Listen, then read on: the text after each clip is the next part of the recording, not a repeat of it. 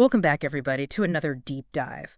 Usually we get into, the weeds on policy and all that, but today... Yeah, we're doing something a little different. It's different. We're going straight to the source, and it's a fascinating one, lengthy interview that Donald Trump did with Joe Rogan. And that's key here. Rogan, his long-form conversations, you really get to see the person. Yeah. The personality comes through. Yeah. The thought process, unfiltered. We get a glimpse of Trump, the man. Yeah. Not just the politician. And I think that's what makes this deep dive so interesting. Totally. Is that we get to analyze, what was it actually like to be Donald Trump in the Oval Office? What was going through his head? What did he see as his biggest challenges? And, I think as we get into this, we're going to find some really fascinating insights into power, leadership, and maybe even human nature itself. Oh, yeah. Big time. It's like we're peeking into the mind of someone who held one of the most powerful positions in the world. It's wild. And I think a good place to start is how Trump describes those first few days. Yeah. Settling into the presidency. He talks about Inauguration Day, and it's almost like a surreal experience for him. Oh, yeah. The motorcade, the grandeur of the White House, all of that. It's a far cry from Trump Tower. Oh, absolutely. Yeah. He's coming from this world of business, reality TV. This is a whole new ballgame. And he's not exactly known for being, Mr. Sentimental, Okay. but he talks about seeing the Lincoln bedroom for the first time. Yeah. And he gets into the details. He talks about the elongated bed, the Gettysburg Address framed on the wall, the photo of Ted Lincoln, and it seems to, genuinely affect him. Which on the surface is surprising. Right. But then it gets even more interesting. He brings up Lincoln again later, comparing their situations. Yeah. Both facing these, really tough opponents. Yeah. But Trump goes a step further. He says Lincoln had the yips about Robert E. Lee. He couldn't beat him for a long time. It's as if he sees a parallel there. He's identifying with Lincoln's struggles, maybe even feeling some kinship. There's a lot to unpack there psychologically. Researchers who study narcissistic personality types often note this tendency to compare themselves to these, larger-than-life figures. Right.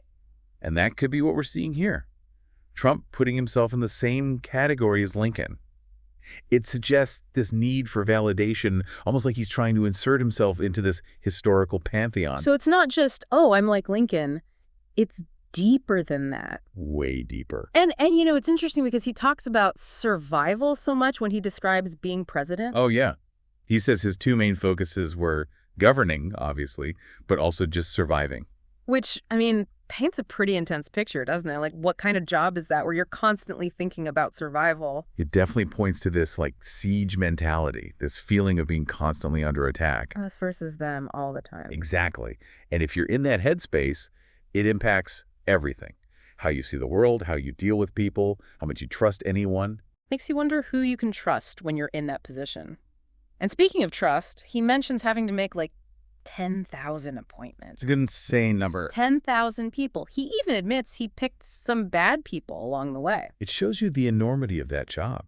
Assembling a competent team in such a high-pressure environment, especially when you don't have the government experience most presidents do. He was relying on a lot of recommendations, and as he puts it, his gut instinct. Which, let's be honest, didn't always lead to the best choices. He even talks about John Bolton. Oh, Bolton. That's a story. Right. He hires him as national security advisor, even though a friend warned him, this guy's a nut job. You got to wonder what goes through your head when you hear that about someone you're about to give a top job to. It's a fascinating glimpse into Trump's leadership style, though.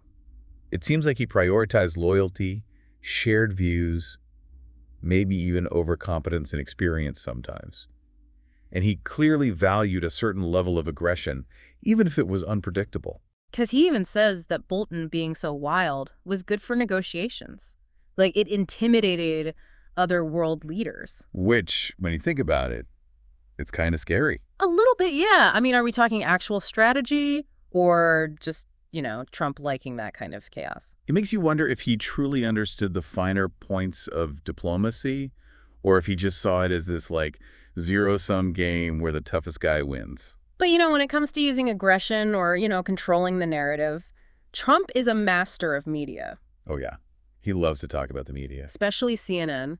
He claims they made him more popular by obsessing over his controversial stuff. His argument is that people were so tired of the usual polished politician talk that his, unfiltered style was refreshing. He actually brings up Sean Duffy. He was a congressman and then went to work for CNN.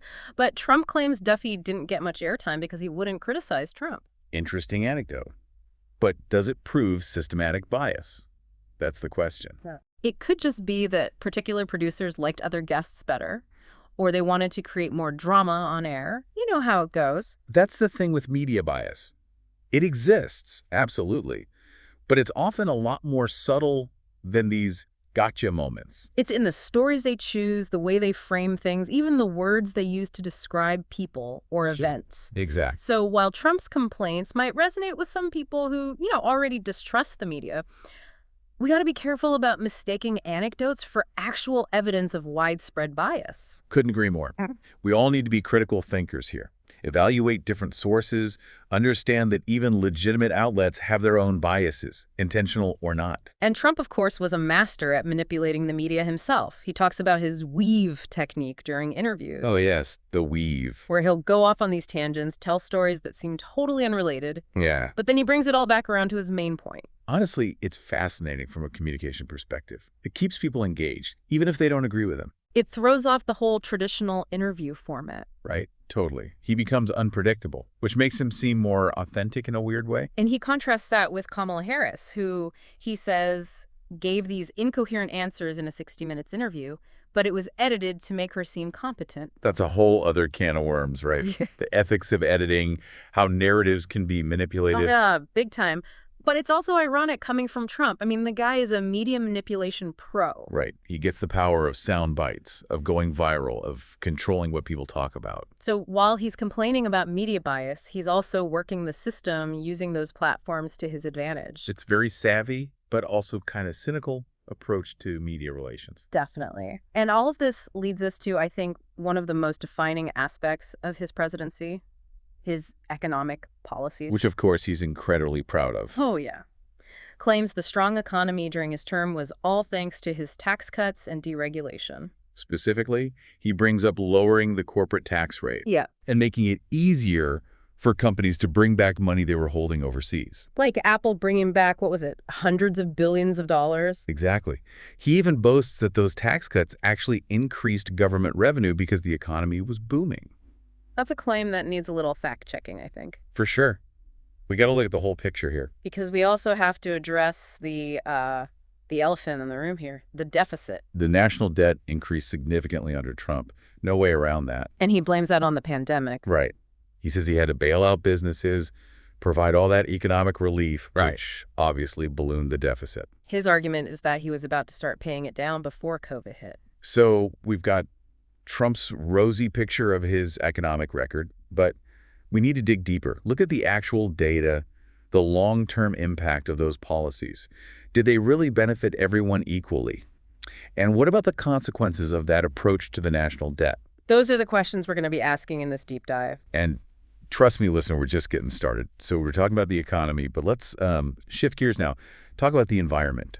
Yeah. This is where it gets kind of interesting because you get these seemingly contrasting opinions from Trump. Right.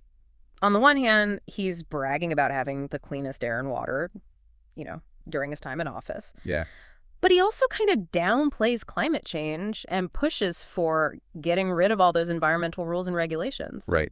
And it highlights this constant tension between economic growth and protecting the environment. It's a challenge every leader faces globally. Yeah. Trump, his view is often like, look, it's a choice. We got to prioritize jobs, industry, or we cripple ourselves with all these costly regulations. Yeah, and he uses this example talking about Gavin Newsom, this governor of California, refused to sign some kind of water agreement that Trump says would help the state. Right. Trump thinks it was just Newsom being difficult, political spite. Purely political, he says.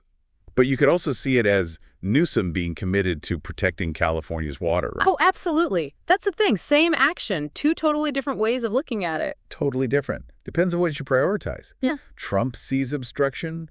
Newsom might be thinking, I'm being responsible here. And then there's that China curse thing that he talks about. Oh, yeah, the China curse. That comes up a lot. He basically says that it doesn't matter if we clean things up. Right.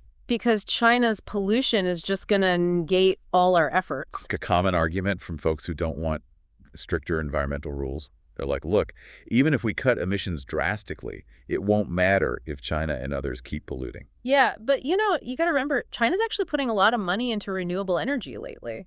True.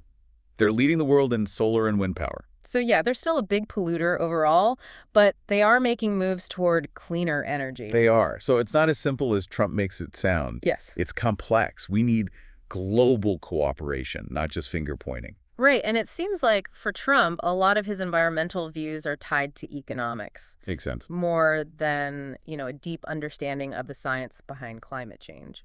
It's a fair assessment. Short-term gain over long-term sustainability. And he often dismisses scientific consensus if it gets in the way of his economic agenda. Which, speaking of long-term threats, another thing that really weighs on Trump's mind, nuclear weapons. Oh, yeah, that comes up a lot. And it seems like he has a real fear, like deep down, about nuclear power ending up in the wrong hands. Sees these double-edged sword, right? Could be amazing for energy, but also could destroy us all. He talks about his uncle, John Trump. Oh, yeah, the MIT professor. Yeah, renowned guy. Yeah. Specialized in nuclear physics. And according to Trump, his uncle predicted how destructive those weapons would be decades ago. That obviously had a huge impact on him, like growing up hearing those stories. Definitely shaped his worldview, made him extra sensitive to the whole nuclear proliferation thing. Yeah, because he sees danger everywhere, right? Rogue states with nukes, weak leaders who can't handle them. He specifically calls out Biden. It's a bleak picture he paints. Constant threat of nuclear terrorism. America has to be super strong to deter all that. Very survivalist thinking again. Totally. But we should provide some context here for the listener. For sure. Nuclear proliferation is a real concern. But experts disagree on how imminent the threat actually is and the best ways to deal with it. It's not just about military might. Right. You need diplomacy, arms control agreements. You got to address why there's conflict in the first place. It's complex. Very complex. And speaking of complex, well, we can't talk about Trump without addressing, the elephant in the room. Oh, boy, here we go. The 2020 election, his refusal to accept the results. Sensitive topic, absolutely. But gotta address it if we're trying to understand his mindset. He claims over and over that he was robbed. Says there was massive voter fraud, tons of irregularities. And it's important here, listener, we're just laying out Trump's view, not saying whether it's true or not. Right, just presenting his perspective. So he brings up Wisconsin, says there were problems with absentee ballots and voting machines. Yeah. Criticizes expanding mail-in voting, says it made things way too easy to manipulate. And he's really upset about how some states changed voting procedures without getting approval from their legislatures. Says it was illegal. Now, worth noting that multiple courts, including some with judges he appointed, have thrown out those claims of widespread fraud. Yeah, but Trump's convinced the election was stolen. And he keeps pushing that narrative to his supporters, which, It erodes trust in democracy itself, right? It's dangerous. If enough people believe elections are rigged, the whole system loses legitimacy. Really scary thought. It really is. Speaks to how powerful misinformation can be, how fractured our reality is these days. Partisanship's gone through the roof. Okay, but let's shift gears a bit. Try to understand why, even with all the controversy, Trump's still so popular. Millions of people love this guy. Yeah, it's fascinating, isn't it? He always talks about being authentic, his weave, speaking his mind. He contrasts that with other politicians who he sees as scripted and fake. He's the fighter, right? Came to Washington to drain the swamp. Champion of the forgotten man, the working class folks who feel ignored by the elites. And that message, it obviously works for a lot of people. It does. They see him as someone who's not afraid to say what he thinks, even if it offends some people. They like that he was a successful businessman, that he challenges the system. There's definitely a psychological and social component to all this. Trump tapped into anxieties that were already bubbling under the surface of American society. The people who feel left behind by globalization, by cultural changes. Exactly. They feel like traditional values are being eroded. And Trump becomes this strongman figure promising to protect them. A lot of people found that more appealing than, detailed policy discussions or calls for unity. Yeah, this deep dive was about Trump, but it was about a lot more, too. The way leadership is changing, the influence of media, the challenges we face as citizens when we're bombarded with information 24/7. Right. We covered a lot. We did. So listeners, stay curious, stay engaged, and keep questioning those narratives that are constantly shaping our world. That's what makes for informed, empowered citizens. Couldn't agree more. Thanks for joining us for this deep dive, everybody. We'll be back soon with another one, exploring something else that matters. Until then, stay curious out there.